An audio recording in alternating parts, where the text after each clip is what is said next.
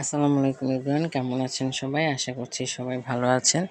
দেশ এবং দেশের বাইরে যেখান থেকে আমার ভিডিওটি দেখছেন, আশা করছি সবাই ভালো আছেন। তো আমি আজকে ভিডিওটি রান্না করেছিলাম বাঁধাকপি ভাজি যেটাকে বলে। তো আমি পেঁয়াজ, কাঁচামরিচ আর শুকনো মরিচ তেলে ভেজে নিয়ে তারপর ভাজিটা আজকে সিদ্ধ করে নিয়ে ডাইরেক্ট বাগার দিয়ে দিয়েছি। তারপর নামানোর আগে আমি এখানে দিলাম একটু ধনেপাতা, একটু না আমি বেশ ধনেপাতা দিয়েছি, কারণ একটু বেশি ধনেপাতা খেতে আমার ভালো লাগে। তো এখানে ধনেপাতা দিয়ে লাস্ট মুহূর্তে প্রায় ভাজিটা আমার হয়ে এসেছে, খুব সুন্দর করে নেড়ে ছেড়ে দিচ্ছি। আর রান্না করেছিলাম আলু আর পেঁপে দিয়ে শিং মাছ। তো আলু আর পেঁপেটা আমি একটু সিদ্ধ করে নিয়েছি, কারণ যেহেতু পেঁপেটা একটু শক্ত, সিদ্ধ হতে সময় লাগে, তাই ভাবলাম আমি একটু সিদ্ধ করেই নিই। হালকা একটু সিদ্ধ করে নিয়েছি এবং একটি কড়াইতে তেল দিয়ে পরিমাণ মতো তেল দিয়ে সেখানে পেঁয়াজ দিয়ে ভেজে নিচ্ছি।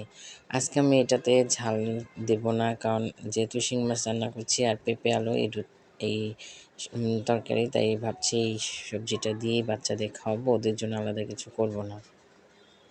তো আমি পেঁয়াজটা ভাজা আসলে এখানে একটু আদা রসুন বাটা দিয়ে তারপর এখানে সামান্য পরিমাণ পানি দিয়ে মশলাটা কষিয়ে নিব।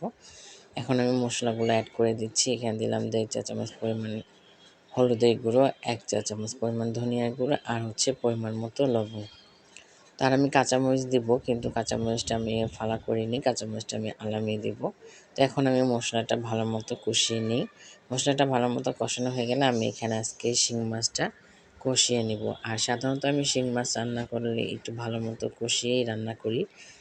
শিং মাছ আমি ভাজা কমই করি। তো মাছটা কষানো হয়ে গেছে, এখন আমি মাছটা সম্পূর্ণটা তুলে নিব।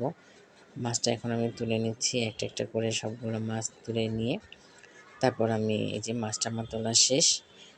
এখন এই মশলাতে আমি পেঁপে আর আলুটা দিয়ে দিব। তো পেঁপে আলুটা দিয়ে দিচ্ছি, তার সাথে আমি কাঁচামরিচটাও দিয়ে দিয়েছি।